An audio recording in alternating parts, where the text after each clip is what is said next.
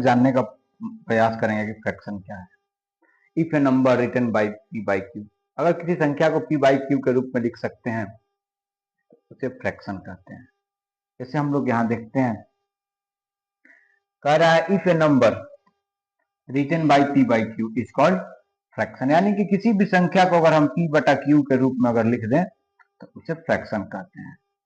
अब p जो है वो न्यूमरेटर को डिनोट करता है और q जो है वो डिनोमिनेटर को डिनोट करता है, यानी कि p इक्वल टू हम कह सकते हैं न्यूमरेटर्स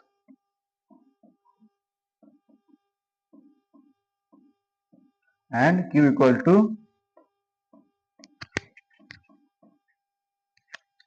डिनोमिनेटर।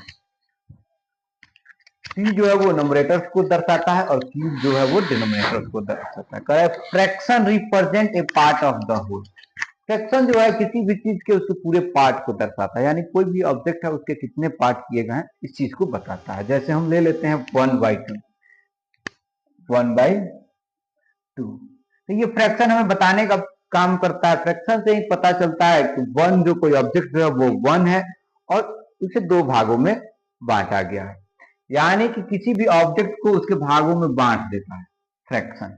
जैसे हम ले लेते हैं 2/4, यानी कि कोई भी ऑब्जेक्ट जो वो 2 है उसे 4 भागों में बांटा गया है। तो सिंपल सी चीज है कि हमने उससे क्या किया, 2 ऑब्जेक्ट को अगर 4 भागों में बांटा, यानी कि हर एक ऑब्जेक्ट को आधा आधा टुकड़ा कर दिया। अगर इसको भी हम कटाते हैं तो 1/2 ही आता है। तो फ्रैक्शन जो है वो किसी भी चीज के पूरे पार्ट को बांटने का काम करता है। यहाँ पे हम लोग लिखे भी fraction represent a part of the whole, यानी कि पूरे भाग के कुछ पार्ट्स को दिखाता है। अब आगे हम लोग ध्यान देते हैं, lowest terms, fraction is said to be in its lowest terms if the numerators and denominators have no common factor except 1। Lowest terms क्या है, लोएस्ट टर्म्स क्या है, तो हम लोग जानेंगे लोएस्ट टर्म्स। फ्रैक्शन का वह छोटा से छोटा भाग जिसका और अब कोई मल्टीपल्स नहीं रह जाए, कोई फैक्टर उसका नहीं रह जाए, तो उसे हम लोएस्ट टर्म्स कहते हैं। जैसे 8/4 हम ले लेते हैं, तो इसको हम लोग कटाने का प्रयास करेंगे। 2 2 जा 4, 2 4 जा 8, 2 1 जा 2, 2 2 जा 4, यानी कि 2/1। ये जो हुआ वो लोएस्ट टर्म हुआ, यानी कि अब हम इसे और नहीं कटा सकते हैं, इसी को हम लोग लोएस्ट टर्म कहते हैं। जैसे 3/2, इसका कॉमन कोई भी फैक्टर नहीं है, कोई भी कॉमन फैक्टर नहीं है, तो ये जो है वो लोएस्ट टर्म हुआ। यानी कि हम कह सकते हैं कि वह संख्या फ्रैक्शन में जो अब और कटने लायक नहीं रह जाए उसे क्या कहेंगे, लोएस्ट टर्म कहेंगे। आगे हम लोग देखते हैं इक्विवेलेंट फ्रैक्शन। फ्रैक्शन दैट में have different numerators and denominators but they represent the same value is called equivalent fraction। equivalent fraction में क्या होता है कि नंबरेटर्स और डिनोमिनेटर्स जो होते हैं वो अलग अलग होते हैं, लेकिन उनका वैल्यू जो होता है वो सेम होता है। जैसे हम लोग यहाँ एग्जांपल के लिए देखें 1/2 और 2/4, दोनों में डिफरेंट डिफरेंट नंबरेटर्स हैं और डिफरेंट डिफरेंट डिनोमिनेटर्स है, लेकिन इनका वैल्यू जो है वो दोनों का सेम ही है। जैसे 1/2 हमारा पहला टर्म्स है और सेकेंड टर्म्स जो है वो 2/4 है। तो अगर इसका हम लोएस्ट टर्म्स करते हैं, कटाते हैं, तो 2 1 जा 2, 2 2 जा 4, अब ये इसका भी रिजल्ट हमें मिलता है 1/2। तो इस तरह के फ्रैक्शन को हम लोग इक्विवेलेंट फ्रैक्शन कहते हैं। यानी कि नंबरेटर और डिनोमिनेटर जो होगा वो डिफरेंट डिफरेंट हो सकता है, लेकिन जब लोएस्ट फॉर्म्स में लाएं तो दोनों का वैल्यू सेम हो तो उसे हम इक्विवेलेंट फ्रैक्शन कहते हैं।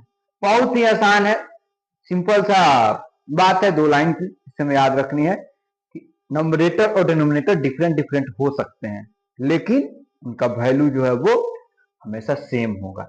जब लोएस्ट फॉर्म्स में आएंगे तो वो सभी फ्रैक्शन का वैल्यू अगर सेम होता है तो वो इक्विवेलेंट फ्रैक्शन है, अगर डिफरेंट डिफरेंट है तो इक्विवेलेंट फ्रैक्शन नहीं है। आगे ध्यान देना है, rule for finding equivalent fraction. अब कैसे हम लोग इक्विवेलेंट फ्रैक्शन को पता कर सकते हैं, खोज सकते हैं? तो कह रहा multiply the numerator and denominator by the same non zero number.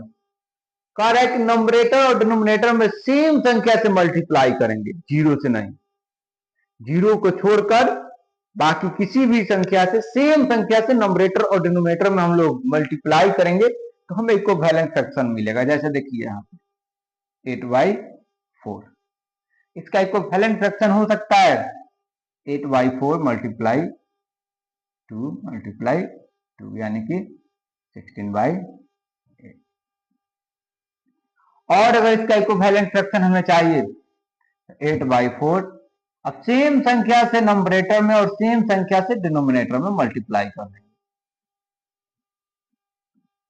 ये इक्विवेलेंट फ्रैक्शन होगा। अब इसको भी अगर हम लोग कटाते हैं तो देखिए, इसको भी अगर लोएस्ट टर्म्स में लाते हैं तो 4 2 8 यानी कि 2, इसको भी कटाते हैं तो 8 2 16 2, इसको भी कटाते हैं तो 12 2 24, यानी कि जब लोएस्ट फॉर्म में लाएंगे तो सबका वैल्यू जो है वो सेम होगा। इस तरह के फ्रैक्शन को हम लोग इक्विवेलेंट फ्रैक्शन कहते हैं। बहुत ही आसान है, इक्विवेलेंट फ्रैक्शन निकालने के लिए सेम संख्या से नंबरेटर और डिनोमिनेटर दोनों में मल्टीप्लाई कर देते हैं। और एक तरीका है divide the numerators and denominators by the same non zero number. अब नंबरेटर और डिनोमिनेटर में सेम संख्या से डिवाइड करके भी हम लोग इक्विवेलेंट फ्रैक्शन निकाल सकते हैं। जैसे हम लोग 24/, अब सेम संख्या से डिवाइड करेंगे, जैसे 2 से कर सकते हैं,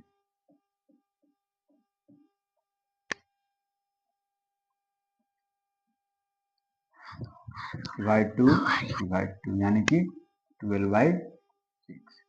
फिर इसमें सेम संख्या से डिवाइड कर सकते हैं, जैसे 24/12 डिवाइड 3 यानी कि 8/4। अब इस सबको हम लोग कटाएंगे तो रिजल्ट वही मिलेगा। तो इक्विवेलेंट फ्रैक्शन निकालने के लिए हम लोग सेम संख्या से नंबरेटर और डिनोमिनेटर में मल्टीप्लाई करके भी निकाल सकते हैं और सेम संख्या से डिवाइड करके भी इक्विवेलेंट फ्रैक्शन निकाल सकते हैं। आगे चलते हैं, the types of fraction. Fraction can be of the flowing type. Fraction जो होता है वो डिफरेंट टाइप का, अलग अलग प्रकार के होते हैं। जैसे हम लोग यहाँ देखते हैं कुछ fraction, proper fraction, a fraction whose numerator is less than its denominator is called proper fraction। वैसा फ्रैक्शन जिसका नंबरेटर जो है वो डिनोमिनेटर से कम हो तो उसे प्रोपर फ्रैक्शन कहते हैं, यानी कि वैसा फ्रैक्शन जिसका नंबरेटर डिनोमिनेटर से कम हो। जैसे हम लोग यहाँ देखते हैं नंबरेटर जो है वो 4 है और डिनोमिनेटर जो है वो 8 है। कहा भी रहा है fraction whose numerator is less than its denominator. Numerator क्या होगा, नंबरेटर जो होगा छोटा होगा किससे, डिनोमिनेटर से, तो उसको हम लोग प्रोपर फ्रैक्शन कहते हैं। यहाँ पे हम लोग देख सकते हैं डिनोमिनेटर जो है वो बड़ा है और नंबरेटर छोटा है। और भी एग्जांपल ले सकते हैं 3/9, 6/8, 4/5, यानी कि नंबरेटर जो है वो हमारा छोटा हो और डिनोमिनेटर जब बड़ा हो उसे प्रोपर फ्रैक्शन कहते हैं। साथ ही हम लोग ध्यान देंगे improper fraction, fraction in which the numerator is greater than or equal to the denominator। वैसा फ्रैक्शन जिसमें नंबरेटर जो हो वो डिनोमिनेटर से बड़ा हो, नंबरेटर डिनोमिनेटर से बड़ा हो या बराबर हो, तो उसे हम लोग इम्प्रोपर फ्रैक्शन कहते हैं। इम्प्रोपर फ्रैक्शन का सिंपल सा डिफिनेशन हमें याद रखना है, वैसा फ्रैक्शन जिसका नंबरेटर डिनोमिनेटर से बड़ा हो या उसके बराबर हो। आगे चलते हैं, like fraction. Fraction with the same denominator are called like fraction, यानी कि वैसा फ्रैक्शन जिसमें डिनोमिनेटर क्या हो, सेम हो, यानी कि डिनोमिनेटर जब सेम हो तो उसे लाइक फ्रैक्शन कहते हैं। जैसे 8/6, 4/6, 9/6, हम लोग दे सकते हैं बहुत सारे एग्जाम्पल। इसमें देखना हमें ये है कि सभी फ्रैक्शन का डिनोमिनेटर जो हो वो सेम हो, डिफरेंट डिफरेंट नहीं होना चाहिए। अब आगे हमारा अनलाइक फ्रैक्शन कर रहा है, फ्रैक्शन हैविंग डिफरेंट डिनोमिनेटर, यानी कि वैसा फ्रैक्शन जिसका डिनोमिनेटर डिफरेंट डिफरेंट हो। जैसे हम लोग यहाँ ले सकते हैं 4/8, 9/2, 3, 4/6, सबका डिनोमिनेटर जो है वो डिफरेंट डिफरेंट है। तो अगर डिनोमिनेटर डिफरेंट डिफरेंट हो तो उसे अनलाइक फ्रैक्शन कहते हैं। आगे हमारा है मिक्स फ्रैक्शन। मिक्स फ्रैक्शन क्या है? Fraction which is the combination of whole number and proper fraction. कह रहा है मिक्स फ्रैक्शन उसे कहते हैं जिसमें होल नंबर भी मिला हो और प्रॉपर फ्रैक्शन भी मिला हो, तो उसे हम लोग मिक्स फ्रैक्शन कहते हैं। जैसे यहाँ पे हम लोग दे सकते हैं 2 होल 1/2, 3 होल 1/4, 5 होल 2/6। ये जो हुआ हमारा मिक्स फ्रैक्शन हुआ, इसमें होल नंबर और प्रॉपर फ्रैक्शन का कॉम्बिनेशन होता है। Combination of whole number and proper fraction is called mix fraction. Whole number और प्रॉपर फ्रैक्शन एक साथ हो तो उसे हम लोग मिक्स फ्रैक्शन